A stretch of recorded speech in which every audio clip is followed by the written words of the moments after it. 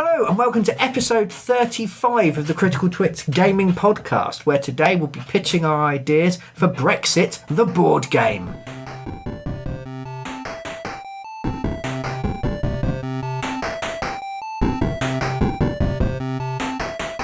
Hello and welcome to episode 35 of the Critical Twits gaming podcast. I'm Brian Ennis. I'm Aaron Vinsky. And I'm Joe Lewin. We have decided to take advantage of the current political climate and capitalise on all this new political engagement that we've been having recently. After all, when stock prices tumble and currencies crumble, there's always money to be made by someone. It is the British way.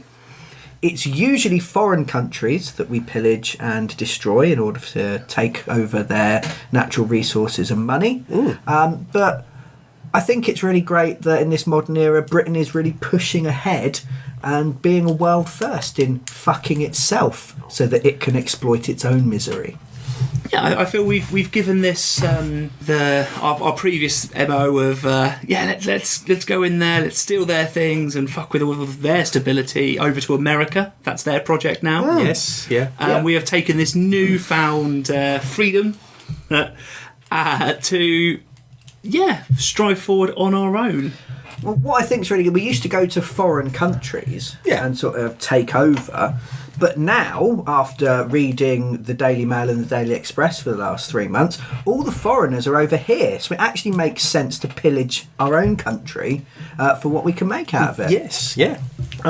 So what we've decided to do, we're going to let you loyal Twit Army followers in on the sort of the pitching and idea stage for Brexit, the board game, because we think there's a bit of money to be made, and quite honestly, Aaron, after we were discussing the situation earlier, it seems like we're probably going to need some money fairly soon. One of the big advantages of board games being that they don't need electricity to pay. Yes, and they make very good fuel for the evenings when said electricity can't hit your home. Yes, exactly. So if and when the pound fully deflates, like an old abused Lilo, you won't need electricity to play it. And hopefully we can put some really shiny pieces in that people could maybe barter for food, water or medical care. Could we potentially... you've talked about this deflating idea. Yes. If we made the game inflatable, we could potentially use it to float over to other countries should everything go horribly wrong. Yes, definitely. My other thought with the shiny pieces is now we've not have to follow EU regulations, we can put a little bit of irradium in the pieces and have it nice and glowy. It literally glows in the dark, so you don't have to worry about the setting you're playing it in. In the shape of our own faces. Yeah. We wouldn't have been able to get away with this in the old days. Damn you, Brussels! But now, we can irradiate. We could even, like any of the currency that we have, we could make it really, really sharp so that in a pinch, you could also use Brexit, the board game, to fight off hordes of raiders. Yes. I think the correct term there, Brian, is immigrants. Okay. Not raiders. They prefer to be known by their proper title. Excellent. So that's great. So we're gonna take this through. Obviously, we're still at the planning stage. So what we'd like to do is hear your ideas for Brexit, the board game. So while the internet still exists, you can hit us up at critical_twits on Twitter. You can find us on Facebook, and you can comment on SoundCloud and YouTube. Because don't forget, we're in a democracy and your vote counts. Yes, excellent. If all of you, if at least 50.1% of you want something, then we will add it to the game. No matter what it is, no matter how much you change your mind afterwards, it will be happening, because that's how these things work. Although I'd like to stipulate now that if it's something I don't personally want and it's a very small minority that have pushed the vote, I'd like a recount and potentially to do the whole thing again. We might have a petition to re-kickstart Brexit, the board game afterwards. Yeah. Round two, the version we actually wanted. Yes. Excellent. Now, I know, Joe, being our resident rules monkey, you're probably the one who's going to be getting sort of the nuts and bolts and the gritty mechanics of how the game works. Rules monkey, again, you're being too PC for our new environment. Rules bastard is perfectly acceptable now. Rules bastard of the rules. So yeah, I've got all kinds of ideas. Excellent. I mean, I did think, because I knocked up a prototype earlier. Okay. Oh. And I did think that, for something, Brexit, the board game, we're going to simulate both the referendum Yes. and then the aftermath. Otherwise, it's not Brexit, the board game. It's just referendum, the board game. Yeah, definitely. And I think we need to really get this excitement that has the entire country engaged currently on ideas they know nothing about. Yeah, knowing that no matter what you do, there's going to be a Brexit, I thought my first thought in my prototype was to institute a planning phase. But I took that out because I thought, who needs to plan?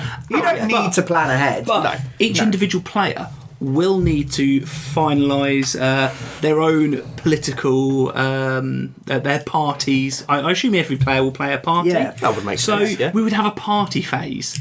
Okay. It's nowhere near as exciting as it sounds, just like most things in politics. Yeah, will so, there be hats and streamers? Only for the winner at the end. Okay, that's good. And that's only when they then leave. But what you do, you will generate your own party stance on the big issues, those hot topics, potentially drawn randomly from a deck, as it seems most people have done. Yes. Now, in a homage to Monopoly, I've already named these. Okay. So when you're drawing your politicians for your particular stance, you draw chancer cards. Yeah. With well-known political figures such as Nigel Farage, the old army colonel, who just talks bluff and bluster and no one actually knows what he's talking about. Yeah. Drinks a lot of beer. Or Theresa Might. Bryce Thompson, the village idiot that's finally managed to make his way onto the big screen and have his 50 minutes of fame before everyone realises what a fucking idiot he is. Yes.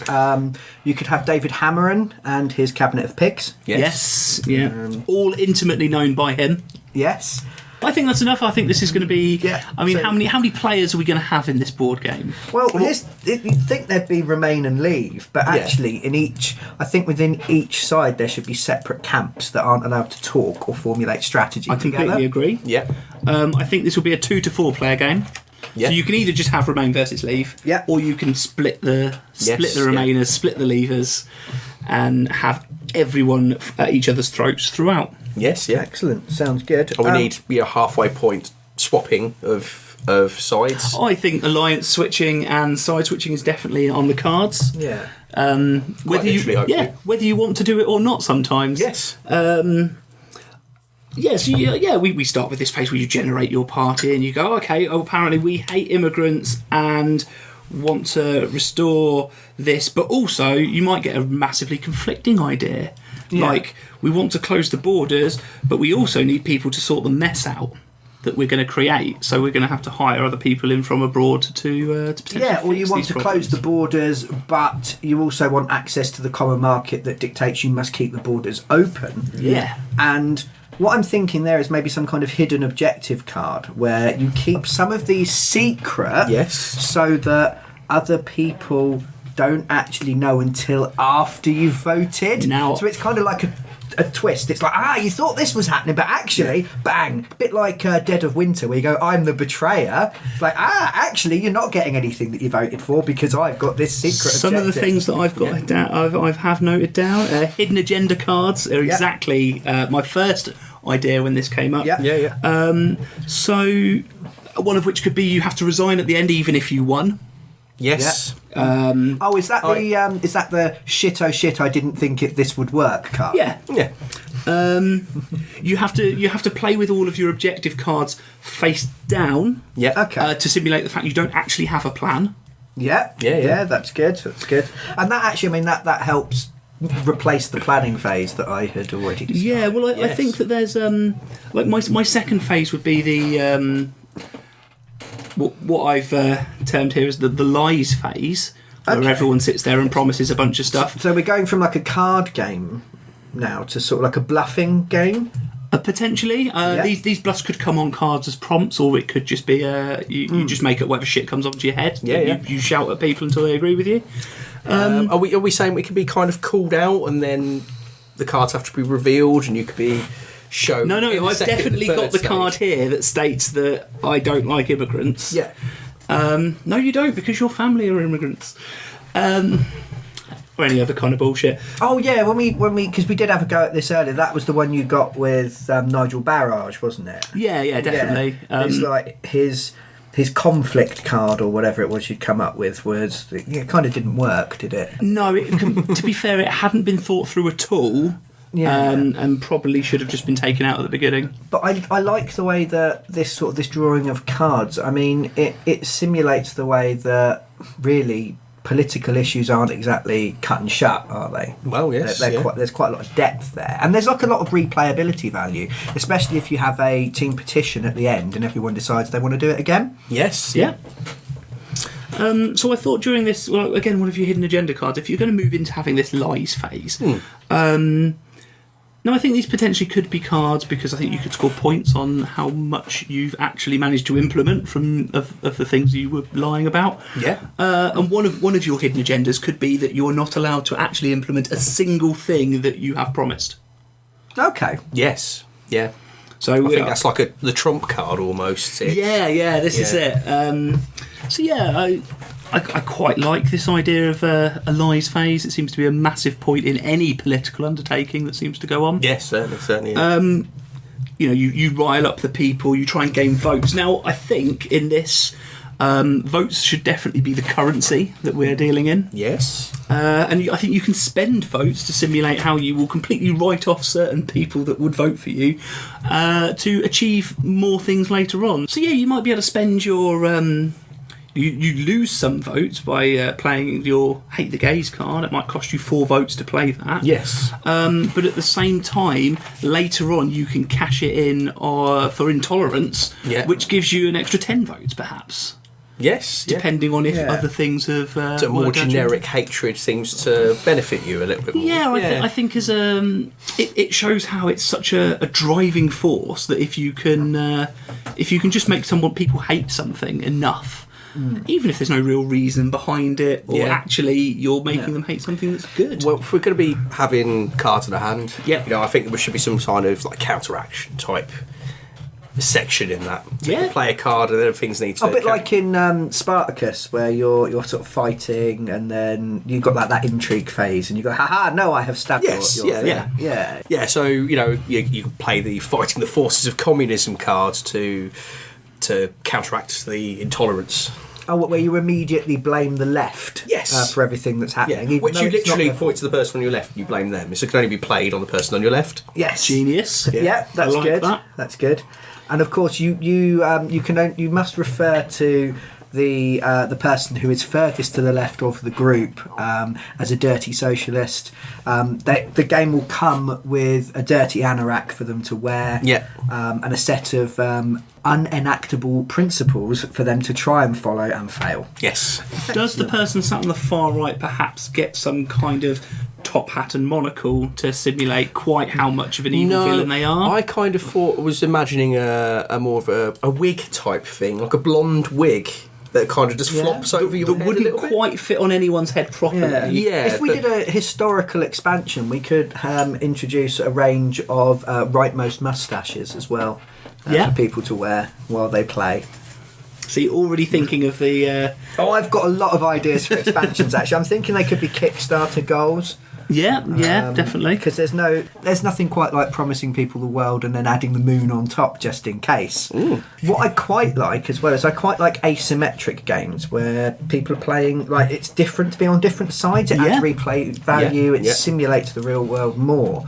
So what I was thinking is for those who are playing on the Leave camp, what I was thinking was an orders phase, where you have a pile of cuttings from the Sun and the Daily Mail, and you draw your orders from there. Okay, you have to enact those each turn before you play. Yeah, definitely. So if we've gone that, what are we having as a counterpoint for the Remain side? Twitter or Facebook posts, maybe? Yeah, and a picture of a headless chicken. Yes. That you can just sort of look at while they're doing their thing. What? Yeah. Yeah, that's Definitely. good. It just gives them something to do, something to consider. Now, this idea of asymmetric gaming, we could really take. So you're a Remain player. Yeah, you've got a handful of argument cards. Now, unlike the Leave campaign, who get to play their argument cards before the referendum, the Remain campaign can only play their arguments after the referendum in the bitching and whining phase. They're allowed to play them, but they have to be played face down and can only be taken notice of after the referendum has occurred. Definitely. Yeah. We've been talking about sort of influence voters. Yeah. Now, what we've got is I picture this having a bag of 100 voters, each representing 1% of the population. Yeah. We could use some funky meeples. Yeah. Would it be safer just to keep them all white? No, there will be different coloured meeples, but those ones will be removed and placed in set areas where they're going to vote. Okay. Generally. Possibly then at the end of the game you could move all of those of any kind of off-white colour into a boat to ship off somewhere else. No, I've got a really good idea for those. What we do is first of all, it takes a bit of time to set up, but it does accurately simulate politics. Is you draw 45 meeples and place them under yes, and 45 meeples under no. Okay. This gives you the people who'd already decided the moment the referendum was announced. Yes, yeah. Then what you're doing is you then place the other 10 meeples in the middle, and they're the ones that you're fighting for. Ooh. What this means is that instead of trying to target those 90% meeples with anything that you're doing, they've already decided. So you just target the 10% in the middle. You just target the 10% there. And I mean, that's really, really British, because under our first past the post system, we have safe seats, we have places that are never going to vote for the people that they don't like. Ooh. So really, politics is kind of squashed in just to focus on this narrow band of people that can't make their mind up and are easily frightened. So what we're going to do is really we're going to focus in on those 10%. Okay. Are we going to include some kind of map with this? Yes. I mean, we can always... Well, it's an inflatable... Yes, yeah. Yeah. Yeah. But I mean, I would guess then you can take a lot of areas just completely out. Yes, yeah. I mean, So rather than having you don't need Scotland in there, to be honest. but rather than having this whole map, I mean, even if you're doing it by constituency, a lot of them, like as Brian said, you just write off. So actually, you're only playing with this 10% that are left over. Yeah. And you might have, I don't know, like, well, here we're going to have Coventry, and just a couple of different areas as individual inflatables. Yeah. Now, one of the big things in games as well is it can be sort of contentious, especially in a game without dice. And I'm feeling that Brexit, the board game, will work best as a Euro game. Yeah. Until we've stopped And got to this. play it. Yeah, once we've reached the actual Brexit phase, it will then become very, very Ameritrash very, very quickly. Yeah, Yeah. definitely. So, I'm thinking during that phase, because you don't roll dice in a Euro game, because of Brussels. Damn you, Brussels! I mean, there is a fair chance that you might have dice included. But I would assume you'll be telling your players you don't use these at this point. What we're doing here is we're accurately simulating how the immigrants have come over and stolen the nice things. And you can't have them straight away. But later on, once you've decided what's going on, you get the nice things back. Yeah, and it simulates the chaos and unpredictability of taking a massive political decision without thinking through the consequences by bringing in the dice halfway through. Yeah. I've not seen a game that actually combines the two in such a way. So I think that's a unique selling point. Yes, yeah. It's just a shame that really, because we could corner the market in Europe and in America, sort of selling it in different ways. But of course, export duty will probably fly through the roof, so no one will be able to buy it. But in a board game, there's lots of different ways to work out who goes first. Mm-hmm. Like when we play Ice Cool, the penguin flicking simulator. It's whoever last saw a penguin gets to go first. The official rules of Cards Against Humanity are whoever last had a poo gets to go first, which is always fun to discuss with your friends. So what I'm thinking in Brexit, the board game, the oldest player gets to go first, second and third. Okay, yeah. And then the youngest player has to sit outside. Yes.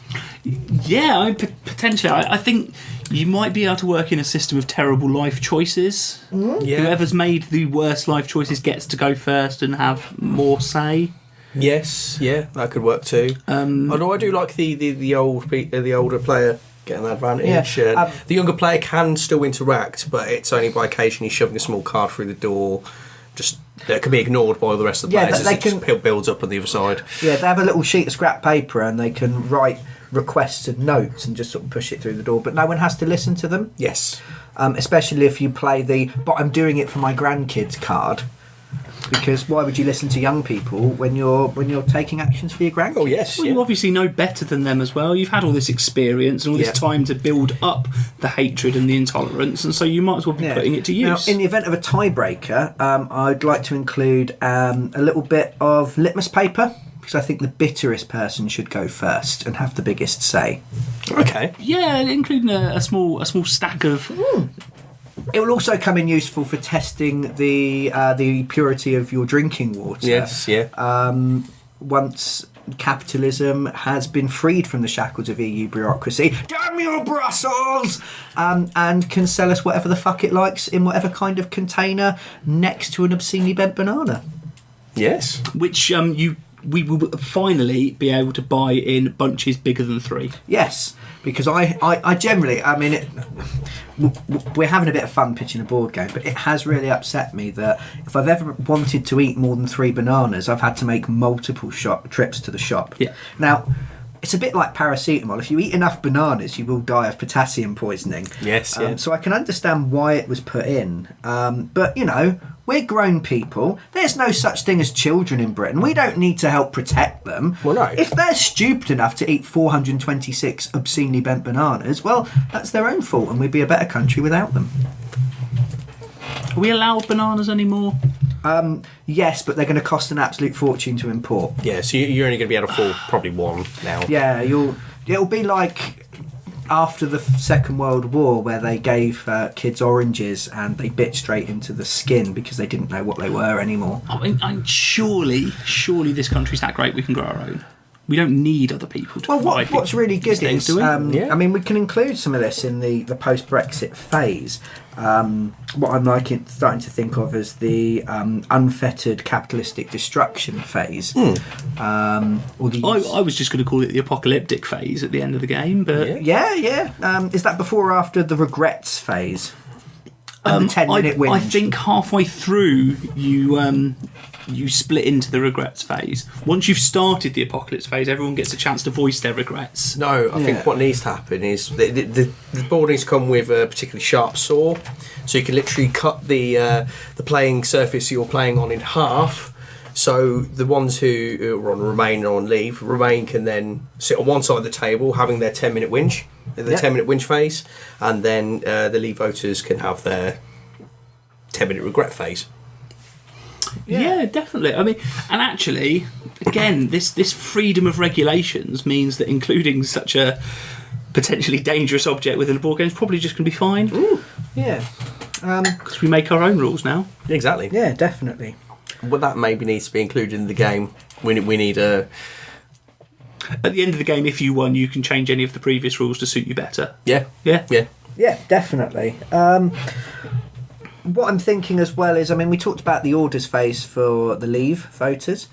Yeah, once Brexit has been achieved, you need to immediately pick up all the media cards and discard them. Literally, you need to make sure that they've actually been deleted and no one's allowed to talk about them. Yeah. You need to pretend they never happened. And it goes for the Leave campaign's pledges as well. Yeah, I mean, to simulate the mass deletion of websites and campaigns. So I mean, even if you've gone to the extent of writing something on the side of a bus, that no longer counts. You can ignore everything that's been done. Yeah. And what you do is you then draw the second Murdoch deck. Yeah. You place that down, and it has lots and lots of orders that are pretty much the exact opposite of what you've just been working to achieve. Yeah. We're thinking this will add challenge. Yes. So as the media turns on you, it will sort of add a little bit of spice to what's going on. It will build up the amount of regret points, because if regret reaches a certain level, then you can enter what I think is probably going to be the most exciting part, which is the rioting and looting section of the game. Yes. Which involves smashing tiny shop windows and looting little plastic DVDs. Almost very similar to a game of Operation. Yes, yeah, it is. You have to. But rather than tweezers, you get a crowbar and a set of lockpicks, and you have to try and make your way into. And a little plastic member of the underclass that you sort of you push his legs together and his hand clamps. Yes, yeah. And then once you're done with him, you can put him outside the plastic job centre and just forget about him. Yeah. I mean, with this, we're very much talking as if Brexit is this inevitable thing that's going to happen within the game. There is a stage where Brexit has been achieved. Yes. Now, are we going to actually allow the Leave camp any kind of way of restoring sanity to the nation, or are we actually just going to play out that, no, well, it's kind of tough shit, you weren't ever going to win anyway, and leave everything descending into chaos? I think it should be the tough shit whingers phase. Yeah, no, you do this, have to suck it up and deal with it. I mean, you know inevitably if you play the Leave camp you're not going to win, but you know you can't say anything about it, otherwise you lose. Yeah, I think it's interesting. I think whoever's playing the part of the EU in this can invoke, if they've managed to draw throughout the game, the invoke EU precedent card. Mm-hmm. If it looks like Leave are about to win, they can play that and just force everyone to have the referendum again and again and again until they agree.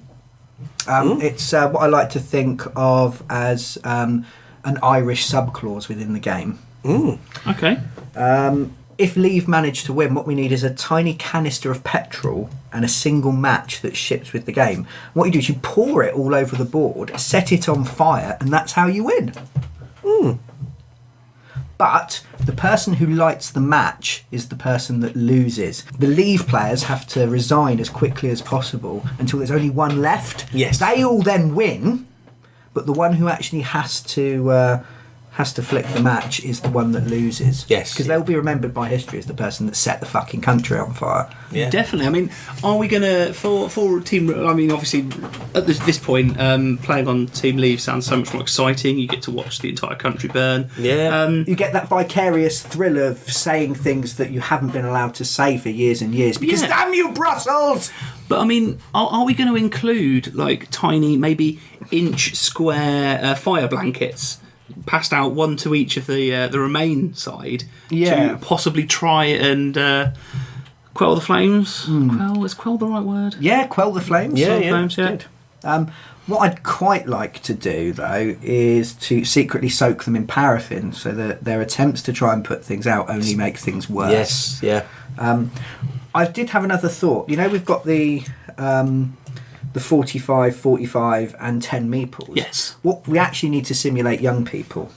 So what we need to do is the youngest meeples, the smallest meeples, we put back in the bag because they're too busy playing on their Xboxes. The smallest meeples, we actually put them in a special social media box. Yes. Yeah. Which is full of Twitter feeds, Tumblr pictures, and hardcore internet pornography.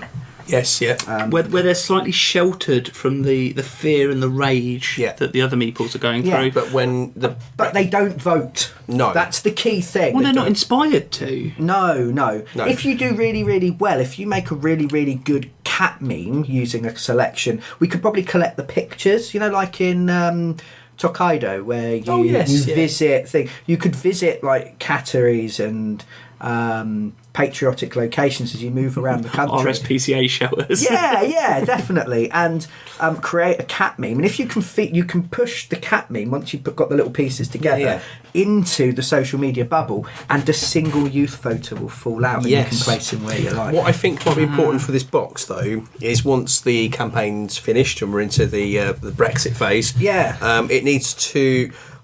the Remain voters can open it if they like, and there's a audio effect of screaming comes from the box. That obviously the Leave campaign is going to just slap down and shut whenever they need to. We could put that on an app, couldn't we? We could. Yeah, definitely. So once that's happened, once the box is open, you press a button and you get these terrified cries of "What have you done?" Yes. Yeah. But they need to be easily drowned out. Yes. I mean, yeah, I agree. They do need to be easily drowned out. And what you have is a second button to be pressed Yeah. by the leave team Yes. saying, we're sorry, we didn't think it would happen. Yeah. Yes. Yes. Yeah. I do think that, it's quite a key part of the game, releasing these youth voters. So I think we should definitely have a whinging and entitlement phase. Oh, yes. Yeah. That could also be where some of the resignations come in. Yeah. Yeah. But they have to be spaced out over a day. You can't all resign at the same time. No, Yeah. yes. So you each get your little moment. Yeah. In fact, I think that we should... the phase immediately after Brexit should be known as the fantasy, economics and regrets phase, or fear for short. Yeah. Definitely. So we've got quite a complex game here. It's almost too difficult for any of us to really get our heads round. Yeah. So one player gets to be Michael Gove. Okay. Now Michael Gove has a special clause that he can invoke, which is known as the "we're all tired of listening to experts" rule. Yes. Yeah. What he can do then is he's allowed to take the rule book, rip it up, Yeah. and then just tell everyone how it should work. Yeah, yeah. And everyone just has to do as he says. Yeah, I mean, I think that's actually a perfect simulation of politics. I mean, because no one really does know what's happening and what's going on. No. And being able to have one person just tell us actually how things should be, Yeah. and ignore all these experts and people that have actually read the rules and understand how games work. They're just not. But I think to be fair, the person who plays that role has to be the person who's played the least games, possibly. Has never played a game before. Yes, yeah. When you're drawing your chances at the beginning, you've got... I think just to sort of balance things out, because obviously none of them can be good at everything. Oh, yeah. But I think if you have the politics, philosophy and economics from Oxford or Cambridge card, Yes. then that should allow you, coupled with the lifelong service in politics and never had a real job cards, basically to make a bluff roll, and on a 2+, you can just do what you like. Yeah. Yeah, I mean, I'm assuming the dice we're including goes from 2 to 7. Yeah, definitely. Yeah. Because again, we want to accurately simulate real world circumstances. Yeah. So I'm thinking possibly the poorest player isn't actually allowed to talk while they play. Yes. Yeah. Yeah. And I think that the richest player gets a megaphone. Oh, yeah. Yeah. Possibly one of those trumpets, because obviously we don't want things that require power to work. That's very true. Does it possibly need like an anal attachment so you can blow it out your ass? I think that's adding a level of realism that may not be necessary in the game, but it's definitely something that could be a stretch goal. Yeah. So we've got a game of two halves, with quite a dignified Eurotrash simulation, followed by a merry trash descent into bickering, arguing and player elimination, possibly in the real world. Yeah. But within doing this, we've managed to accurately simulate the dynamic tedium and ridiculous lie spewing that comes with politics. Yes, yeah. Yeah, I'm thinking maybe our simulate. We need to really play on the unique features of this game. Yeah. So we could have more divisive than Monopoly. Yeah. More arguments than Resistance. Completely unrelatable. Yes, yeah, we could really sort of push these unique selling points to the game, and more fear than atmosphere. Yes. Yeah. Oh yeah, the scariest, most divisive game you'll ever play. Yeah. Excellent. So we've got With real world implications. yes. I'm just thinking then, just moving on slightly to some of these expansions for the Kickstarter. Yeah. I'm thinking of having the America Fiery Republican Apocalypse expansion. Introduces a brand new shooting phase to the game, which wouldn't necessarily. Could we have a slightly light-hearted name for this bit, maybe? Yeah. Like yeah. Bad Hair, Bad Decisions. Yeah, it could be good. Works as quite a nice title for that expansion, perhaps. Yeah, that's quite well. Yeah. The From My Cold Dead Hand expansion, we could possibly call that. That could be quite good. I'm thinking also maybe we could ship with some other maps. Yeah. I'm thinking maybe a Middle East map, which is exactly the same game, but it has all the democracy removed and a really explosive conclusion. So finally, what we need is a system to work out who the winner is. So once the game has completed, hopefully you'll hate your fellow players, both those on the other side because of the deep divisions that this game has revealed, and also the people on your own side for either not playing correctly in the way that you determine after they've played, and you can possibly call for their resignation. Possibly. I'm thinking maybe of it coming with a bunch of Labour-themed knives to plunge into the leader of the Remain campaign's back. Yeah. Definitely. We need to make sure they go through the scruffy anorak. Yeah. Definitely. All coloured in red with different ridiculous slogans written on. Yeah, definitely. Like solidarity. Yes. Yeah. Solidarity knives, that's what we'll call them. Yeah. And there's no point having principles if you can't have power. That'd be a nice sort of slogan to go on one of those knives. That could go on the side of the box. Yes, definitely. So remember, if the Leave campaign win, then it's the person who doesn't have to set fire to the country. Yes. But that was what I was saying. So hopefully, because everyone hates everyone, what you need to do is you open up an envelope, and it just says, "Remember how much money you paid for this." And the people that win every single game of Brexit, the board game, are us. The people making money out of it. Yes. The people who are profiting from the fear, division and hatred that has been sown by our game. So we'll be laughing all the way to the bank. While it's Assuming they're still functioning at this point.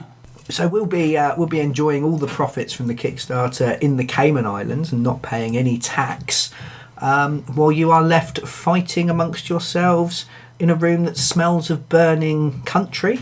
Yeah. While the young people scrabble at the door, desperate to be let in. Sounds good. Yeah. What we'd like then is if you've got any ideas on how we could improve our Kickstarter for Brexit, the board game. If you want to pledge some money already, if you're scared or convinced enough to want to back it straight away, you've already made your mind up on what's going to happen. Then feel free to ignore everything you've just heard and do what you like. Yeah. So you can follow us on Twitter at critical_twits. Yeah. You can subscribe to hear how successful this Kickstarter campaign is going to be and to get updates for when it goes live. You can subscribe on SoundCloud and on YouTube. Best double down and make sure. There's nothing like hedging your bets, spreading your principles and making sure you've got a foot in both camps in case it goes either way. That's always good, isn't it? You can also send us an email. If you don't like the idea of Brexit, the board game, then you can go to change.org and sign a pointless petition that is in absolutely no way going to stop us profiting from all this politics. Yeah. Or potentially just move to Europe and potentially avoid the whole horrible situation anyway. But everyone will hate you because of the decisions all your friends have made to buy the board game. Yes. I mean, there is an option for that in the game. And what we're looking to do, just as a final thing, if we can double our money on the Kickstarter, so get twice as much as we want, we will institute the repatriation phase. It will be the first worker displacement game in existence, where you remove key workers from the NHS, from agriculture, from construction, and just very gently put them in the bin. Yes. So this has been the Critical Twits Game Jam stroke Kickstarter launch for Brexit, the board game. Yep. I am Brian Ennis, and I would just like to formally announce my resignation from the Critical Twits gaming podcast. I feel that we have got the podcast exactly where I want it to be, and now I want my life back. Yeah. Thank you very much. I've been Aaron Ravinsky, and I'm formally put myself forward to be head of the Critical Twits, because ultimately I'm the one who chooses who gets chopped and changed anyway. Yeah, and I'm Joe Lewin, and as someone who has recently joined, I will be first on the boat back, so I don't actually get a say in what's going on anyway. Yeah. Don't look at me, I've resigned. We've been yeah. Come on, Aaron. It's almost like since I've gone, no one can show any leadership.